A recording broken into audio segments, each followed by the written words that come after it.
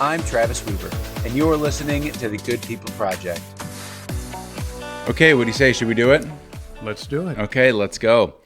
Negative stories get headlines, but there are a ton of good and decent people stepping up to serve an elected office. The Good People Project tells the unsung story of those who wake up every day to do good and selfless work for the American people. Please share this episode with friends and family to help spread our positive message. Today's guest is simply a world-class person with a heart of gold. After just a few minutes of chatting with him, you'll notice something special about him. He actually cares about you and wants to see your life become better, more prosperous, more rich, and more fulfilling. That is, among other things, the reason why I believe he is the right person to be the next mayor of Peoria. He has the demeanor for it and an abundance of experience. Just to name a few things on that front, he spent 6 years on the city council, is retired from a long, successful career at Morgan Stanley, spent 3 years in the Army, reaching the rank of sergeant, is engaged in the community with Boy Scouts, Family House, Rotary, and St. Thomas Church, just to name a few. And despite his age, he is truly a lifelong learner, which is one of the things that I love most about him. So, without any further ado, the wise and talented John Kelly. John, how's life? Life is great. I'm a blessed man. Aren't we all? Yeah. Well, I don't mean to age you, but I assume in your time, you frankly have so much energy, you could tell me that you're 50 and I wouldn't be surprised. But regardless, you're retired from a great career. You've done the whole public service thing. You've checked that box. Peoria has some really big challenges. Wouldn't you rather go put your toes in the sand than sign up for this? Well, I guess if I was smarter, I might. Mm-hmm. But well, you're a learner, so maybe you'll get there. No, all my life, all my adult life, I've been involved in public policy. Even when I, was not on the council, the job I had, we couldn't hold public office, but I was always running back and forth to City Hall with this idea or that, or this question or that. And some of the things that were accomplished because of that, I'm very, very proud of, and they really helped Peoria. Some of the things never got off the ground. And the reason I'm no longer working is because I did retire to run. Mm-hmm. That was not, I sat around and wondered what I'm going to do. That's precisely what I wanted to do. And I did run, and I lost. And then the next time I ran, I won and have won since. So that was in 2019, is that right, when you came on the council? Yes. So 6 years, and I'm sure you've seen a lot of things, probably some things that you're proud of, probably some things that you wish would have gone differently. As you look back at the 6 years, is there something you would say is kind of your moment where you felt like you were really able to affect change and change the trajectory of our town? Yes, I think the best item that I actually was able to pull off was a tax abatement program following a state statute that I found and no one had ever used before. This is well before I was on the council, which allowed for real estate tax abatement for up to 10 years on new construction in challenged neighborhoods, in difficult neighborhoods, realizing that was perhaps a little unlikely anyway, even though that tax abatement would be in effect. I thought it was a good start. In the meantime, I had been working, as you know, on an amendment to that statute in Springfield. I started that effort about 9 years ago, again before I was on the council, to try to expand that statute to include rehabs, not just brand new construction, but rehabs, which I thought had a much better chance of going in these neighborhoods. There are plenty of homeowners in these neighborhoods, and it's a little discouraging sometimes for anyone living anywhere that if you undertake an improvement in your home, the public response to that is higher taxes. That's right. And so I thought, Yeah, how do you revitalize a community when you disincentive improvements in that community? It was really what was happening prior to your change. yes, yeah. I mean, that reminds me of a number of things I believe in. But yes, so that, with your help, finally passed the legislature last May, and the governor signed it in July, and we're working now with the various taxing bodies here in Peoria, and I suspect that ordinance will be presented to the council in March, and and hopefully we will be able to see results of it. But it's reminiscent of an initiative that I undertook back in the 80s. I guess just one thing to put a bow on that is I already respected you a lot, but I respected you. It just increased when you got that bill passed because, as you said, it started 9 years ago. I think my dad was the first one to carry in the Senate, 2016. He couldn't get it passed. He retired, passed it to Win Stoller, tried to get it passed, couldn't get it done, passed it to Ryan Spain. So here we are sitting three people later. I was happy to be a sponsor on it and support Leader Spain's efforts. But, not a lot of people will stick on something for 9 years and see it all the way to its fruition. And just, I think, an example of somebody who knows the right thing to do, knows how to fix a problem. And so often in government and public policy and politics, it's a lot like pushing over a vending machine, right? You're not going to get on the first try. You kind of got to rock it a little bit and then get it eventually. And I remember when that passed thinking if it was anybody but John Kelly, they would have given up years ago. And you stuck on it for 9 years and we got that done. And it'll be a great thing for our community. I think so. And hopefully, it will, to the extent this is successful in Peoria, hopefully this will spread to other cities in Illinois that have similar problems that we do. This is not just for Peoria. I certainly hope that will be the case. But sticking to it is I don't know. I mean, you could call it some sort of virtuous persistence, but I think it's maybe also just kind of stubbornness. I think no, this is a good Stubbornness idea. can be a quality. And yes, yeah. But I think, too, that some of the things that I believe in are really different. And it takes people a long time to kind of get their arms around. These are different approaches. These are approaches that people don't generally take. And, so it's partially, not totally, but partially due to a study I undertook and finally wrote a book about that when God gave the law to the Israelites in the desert, he not only gave the law that we're familiar with, which mainly deals with ourselves. Thou shalt not steal, thou shalt not commit adultery, those are all personal. But he also gave a bunch of laws on how to run the country.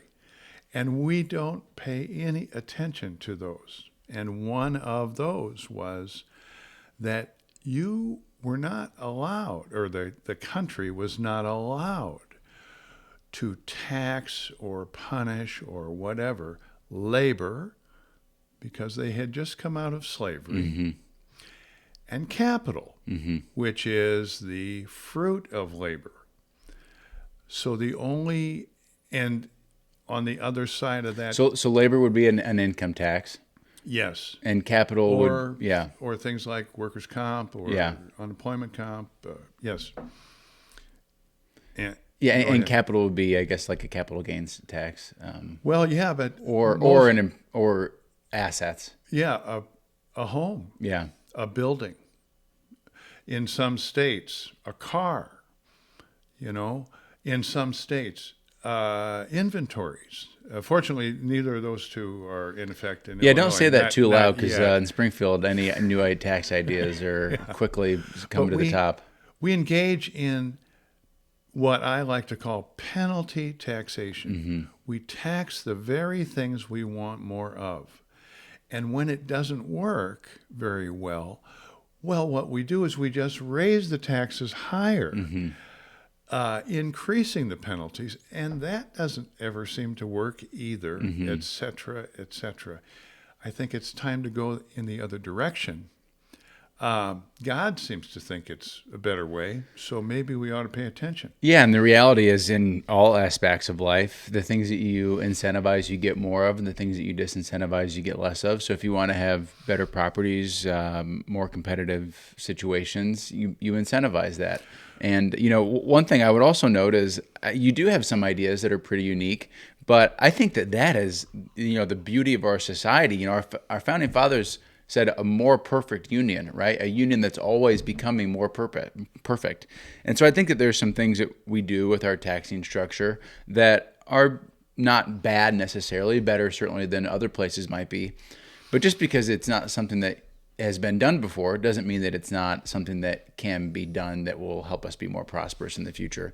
So I would just caution folks, there are some different ideas, but everything that you work on is intended to improve the economic situation of Peoria, and it might be a little bit of a different strategy, but I do think that that we should have a more perfect union, always improving. Yeah, I think that we have to have a little bit of patience also, because if it's really a new idea,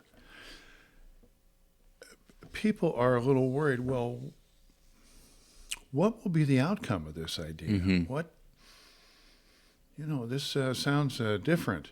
And it's true. Yeah, I mean, think about the internet. All the leaders at the time saying, it'll only ever be for business. It doesn't serve a purpose. And flash forward to here where we are. Sometimes things just take a little digesting. Yeah, or you can say precursors to that. The printing press was going to corrupt the common people. The telephone was going to get rid of people corresponding. Television, all these things, and they all have a little bit of the bad side. Yeah. But the net is really good. No doubt. And it is usually not foreseen at the outset. It's just kind of interesting at the outset, Yeah. So here we sit, 2025. As you think back to being a young man in Peoria, going to Bergen High School half a century ago, what are some emotions that just kind of come back to you as you think about what Peoria was and what Peoria can be, and maybe how you viewed our community back then? I guess I was brought up to really, really be proud of Peoria. My friends, when I went to college anyway, they would make fun of me because Peoria was just the greatest place in the world. They were from perhaps more notable places or whatever, and they would good-naturedly, make fun. But I remember I think I was in grade school when this happened, and I think that the numbers I was quoting were probably from the 1950 census. Now I was 0 in 1950. I was born 1 year before, but right at the end of the year. All right. But according to this census, we were the 52nd largest city in the country. And today we have about the same population, and I don't know where we are, but we're at about. Well, so that leads into my next question: is does it kill you to think about 200,000 people in our county in the 70s, and today 175,000? Yeah. It's gone flat for a while, and it's had periods of decrease of no rebound. And I'm sure it kills you because it kills me being a son of Peoria. And I've got my own thoughts, but what's brought about this mess? Why can't we go north while so many of our neighboring states and communities are? Well, let's start with what it's not. I like to say that the people of Peoria, Illinois, are the same as the people of Des Moines, Iowa, or Fort Wayne, Indiana, or Nashville, or Greenville, or Austin, or whatever. In other words, we're no different than people in these growing cities. So what's the difference? In my opinion, public policy is the thing that is holding our people back. And if we start going after public policy as opposed to helping this company come into town or helping this company improve or whatever, if we look at our main job as a government, our policies that affect everyone, this is the answer, because it is the people themselves who will take us to the stars, not the government. Okay? Peoria started, and believe it or not, when Peoria was founded and began to grow and whatnot, believe it or not, there wasn't a city hall yet. It was just the people. Right. And they form a government to take care of common concerns, streets and police force, etc. But in my opinion, the people themselves should be left as alone as they can be. They're the ones with creativity. They're the ones with the intelligence and the foresight and the risk propensity to carry this city forward. And that's what I want to do. So it might look, once I'm the mayor, it might look like, well, he's not doing anything specifically to help. It's not government's job. Government's job is to reduce that overall burden on people. And what do you go after? Well, you go after the penalties we put on people. So we penalize people for owning homes. We penalize them for fixing up homes. We penalize people for being in business. We penalize people for buying or selling things in Peoria. We, right. You think about all those things. Those are just taxes. Regulatory stuff is also on the block. Regulatory stuff is really interesting because it doesn't cost any money to get rid of it. That's right. It's just getting out of the way. Yeah. And I think in the city of Peoria and as our state as a whole, I always talk about fiscal responsibility and the importance of holding the line on taxes and being able to decrease them over the long run. But the reality that we face as a state, nation's largest unfunded pension liability, huge backlog on government projects of maintaining our buildings. To be able to go to people and say, I'm going to cut taxes is a lie. We've got $178 billion in unfunded pension liabilities. So what we can do, I believe, is hold the line on taxes, get our financial house in check, and the reality is we're going to have high taxes because we got a lot of stuff that we bought yesterday and haven't paid for yet. But where we can make an immediate impact is with regulation, because having regulation makes it harder to pay our pension because we're stifling business. We need to cut the nonsense regulation, grow the economy, broaden our tax base, and have that larger pool of revenue that we can put into the pension and expedite that timeline to how we're going to be able to decrease taxes in the future. Yeah, I think that's right. And to go a little further, without any change in the tax system, deregulation, creating more wealth, creating more economic activity, actually produces more tax revenue without a tax increase. Okay? Then you have the option of saying, well, we can cut this tax back then. Right. And we can cut this tax back because all of a sudden we have enough money. Now, that may be a fool's errand because, as I like to say, I've never, ever heard of an institution or a person who really has enough money. That's right. Everybody could always use a little more, just a little more, yeah. Just a little more money. Only 5 or 10%. But if you're pretty disciplined about that, I think you and this has happened many times in our history, where you say, no, we're going to cut it, and it's actually going to make us more money, and it does. So but that takes faith. I don't mean religious faith in particular, but that says, oh, okay, so I go out here, I cut that tax, and we're going to make more money out of it, huh? The thing is, if you again, you can look at history and show that that's true, but also if you go all the way back to Sinai, okay, when God said, "This is how you do it. If you don't do it this way, it isn't going to work as well." Take his lead. You know, you start getting rid of some of that stuff. People are empowered. People get going, and the next thing you know, oh wow, we're really doing well. Yeah. It must be because me, you know, or something. No, it's not. It's the people. The people out there. They're fully capable of making this a real growth city. Yeah, we just got to change the circumstances so that it's an environment where it can happen. Yes. So, kind of sticking on that point, 2 years ago, I did some research on you, John. When you ran for re-election for your city council seat, you kind of wore this Aladdin hat and said if you had 3 wishes to solve our city's downstream issues, it would be 1, achieve a unique and attractive climate for investment, 2, help our challenged neighborhoods, 3, funding public works.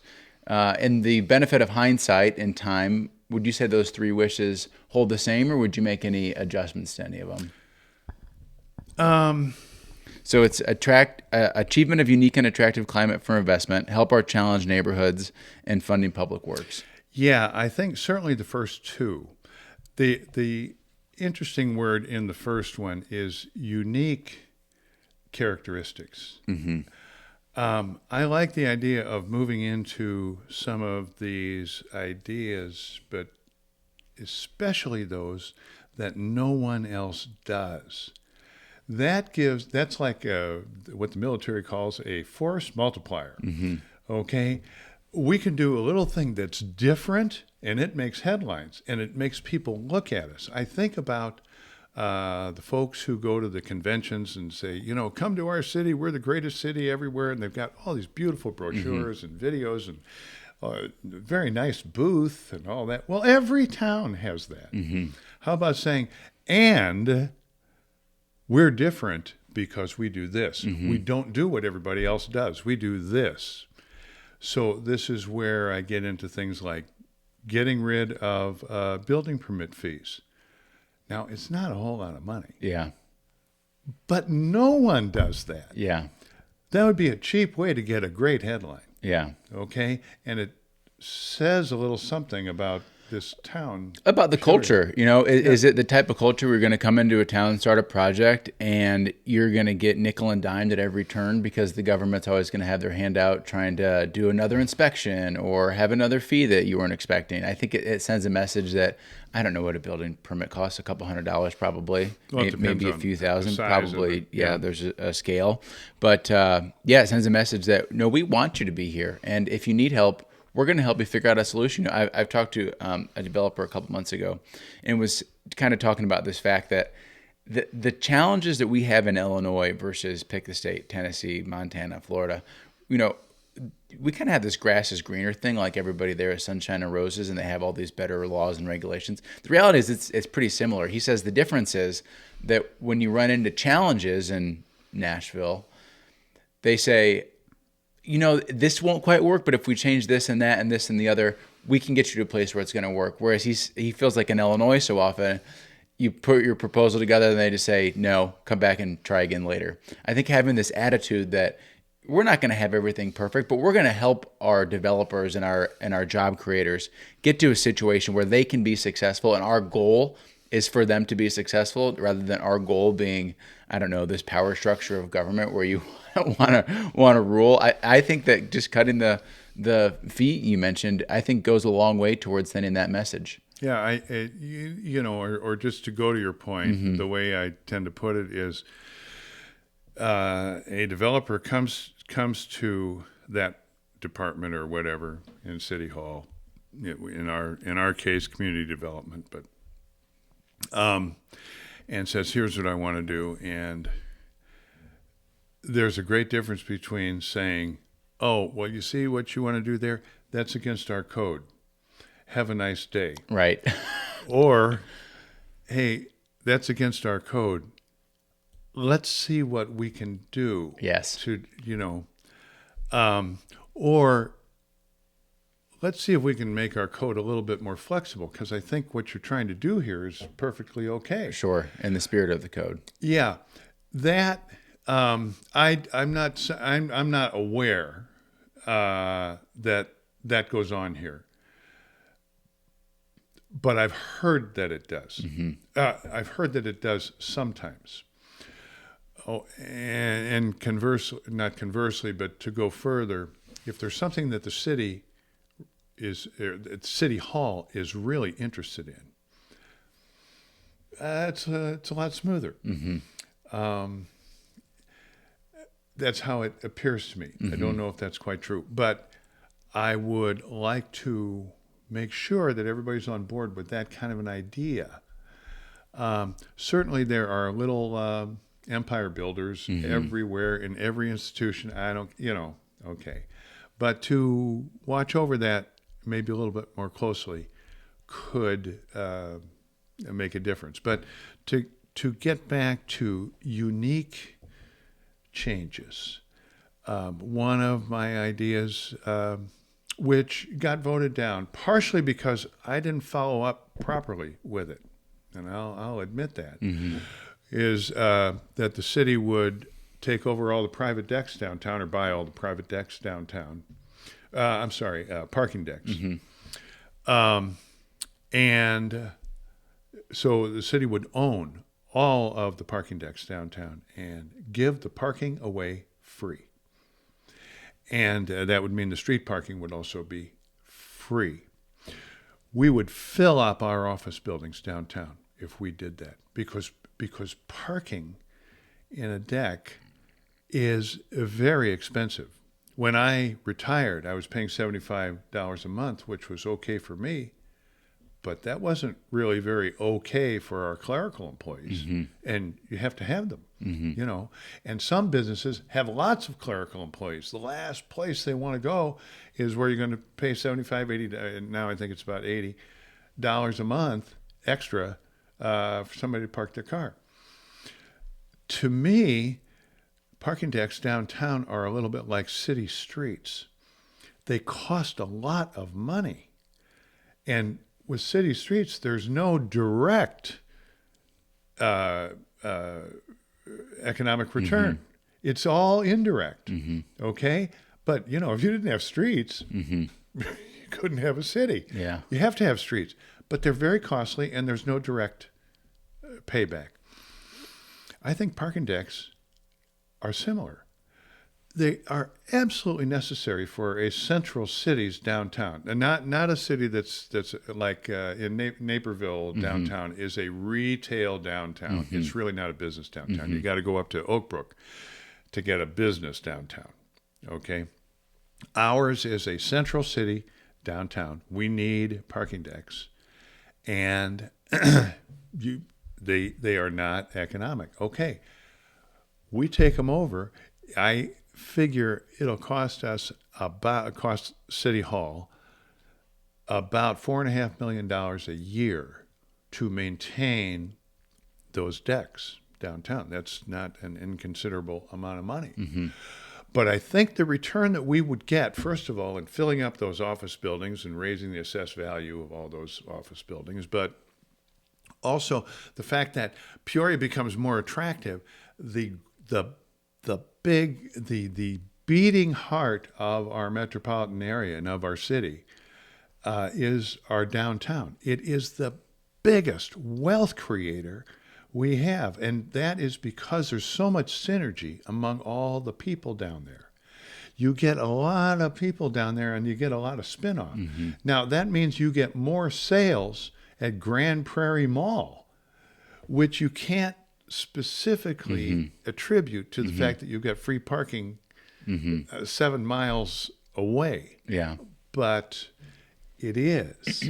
Also, you get more people downtown and you fill up those office buildings and you get a lot more vitality and you get a lot, guess what goes down? Crime. Crime goes down. Okay? Vitality, the middle class, all that makes crime go down. I think our police force is number one. I mean, I think it's terrific. But they sweep up after something happens. And they do, I think that our police is asked to do a job that they can't do.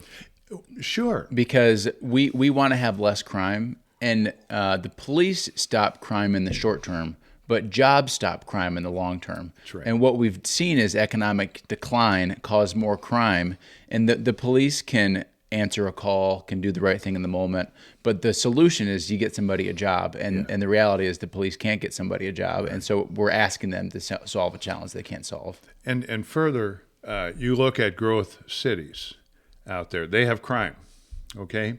But they have less crime, the crime rate is lower than in stagnant or declining cities. One of the examples I love to use is that Houston, Texas has 220 police officers per 100,000. Chicago, Illinois, it's about the same demographic, about the same size.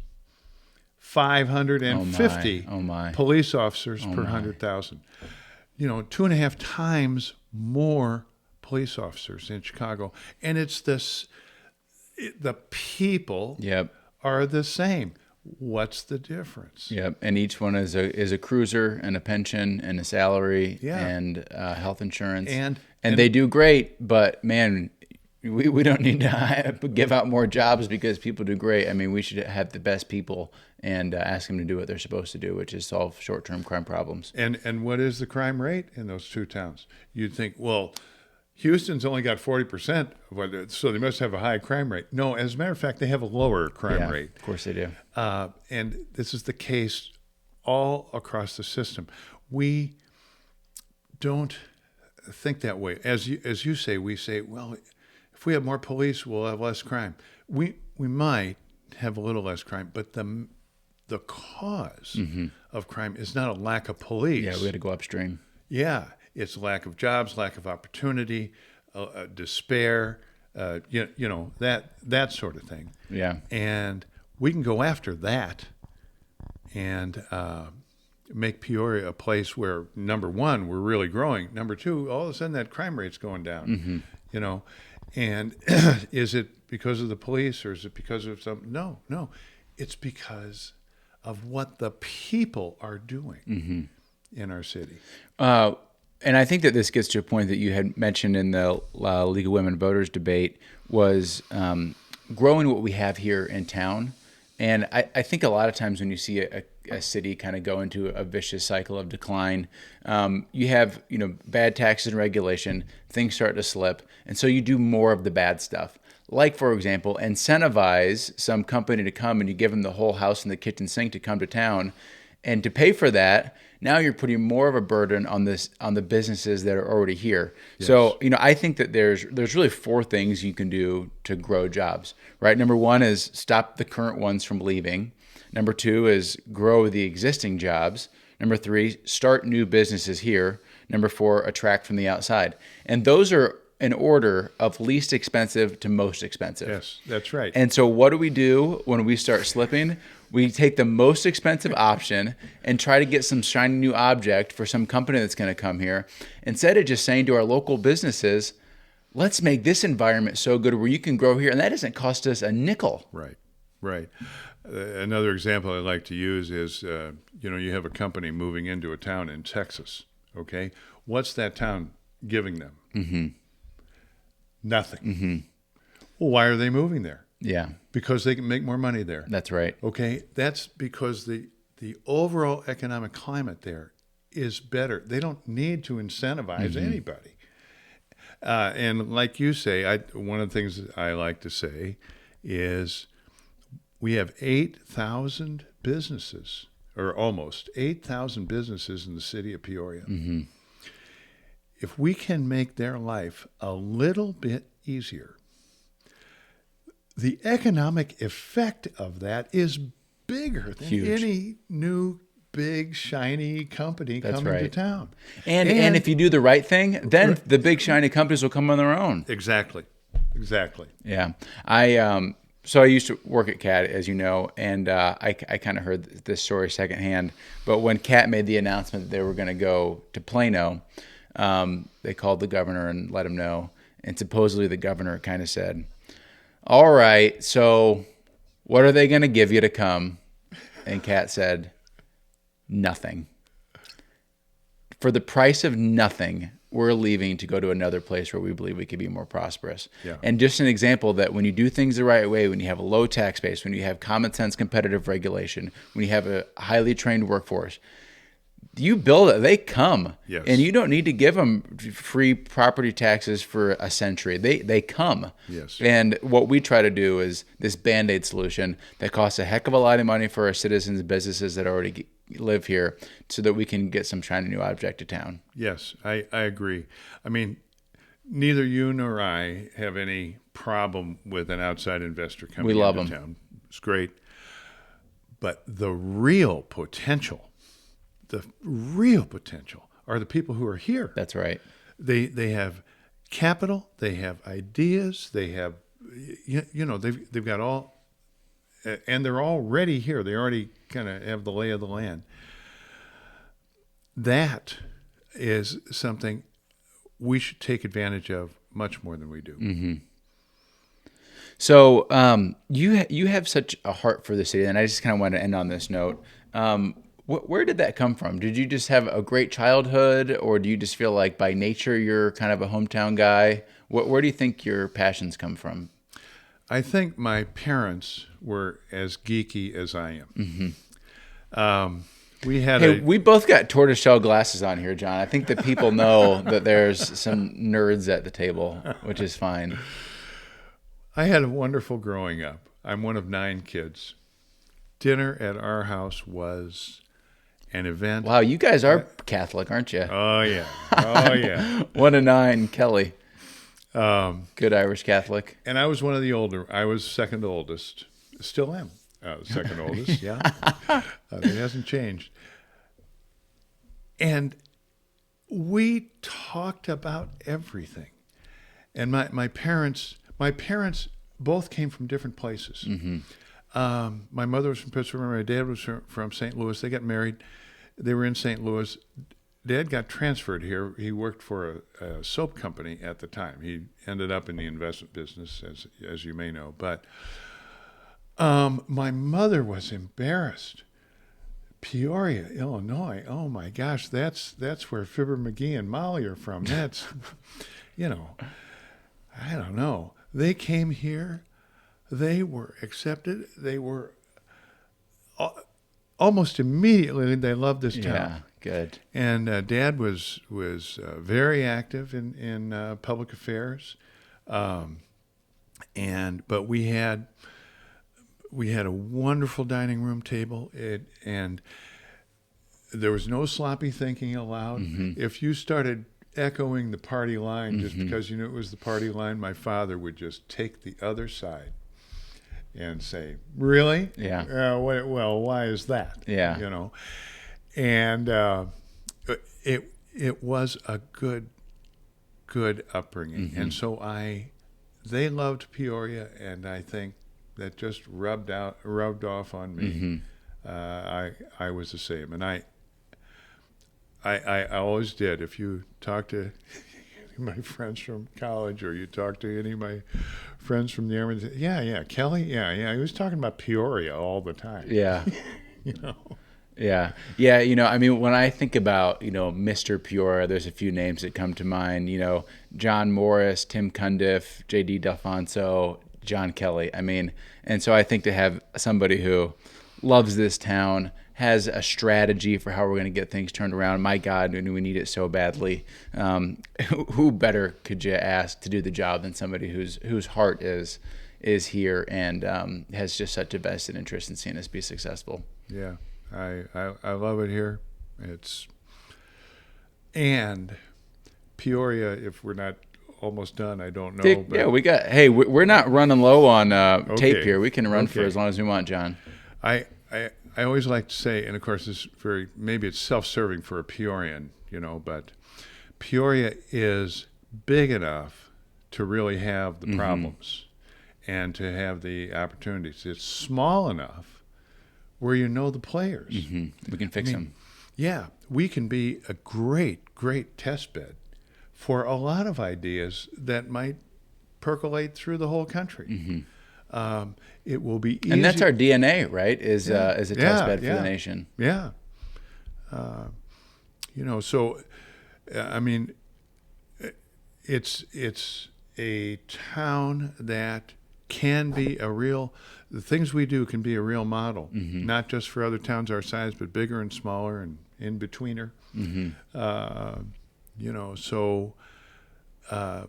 But yeah, I don't know. I'm terribly prejudiced. I just love this town. Yeah. Yeah, great. Well, John, I'm so excited for you. I tell folks when to vote. Oh, okay. Well, we have This will come out on Monday, so that'll be February probably 2nd, I think, or 3rd. Okay. Well, later this month we have our primary. As far as and that's on the 25th of February. That will for the mayor's race anyway. That will knock the number of candidates from 3 to 2. And those 2 will proceed on, and anybody else who's having a primary, the same thing will happen to them, any other office. The general election, I like to say, is April Fool's Day, April 1st. And after that, we'll hit the ground running. Let's go. How about if folks want to support you? What can they do? They can, actually, I'm late to the game on getting the word out. So we're going to be knocking on doors pretty soon. But you can give me a call on my city phone. We can talk about how much help and where to send the money. If you want to be a volunteer, same thing. We have a lot of volunteers, but we can always use more. Sure. And that would be much appreciated. And people can pray for it. Yeah. Pray for That's me right. and pray for our city. Yeah. Well, John, I'm so excited for you. You're the man for the job. Again, if folks want to help him, you're welcome to shoot me a message through Facebook or any of my social media. Reach out to John directly. We need all the help we can get. It's not an easy task to unseat an incumbent, but John is more than qualified enough for the task, so we're here for him. Thanks, John. Thank you, Travis. I'm Travis Weaver, and you're listening to the Good People Project.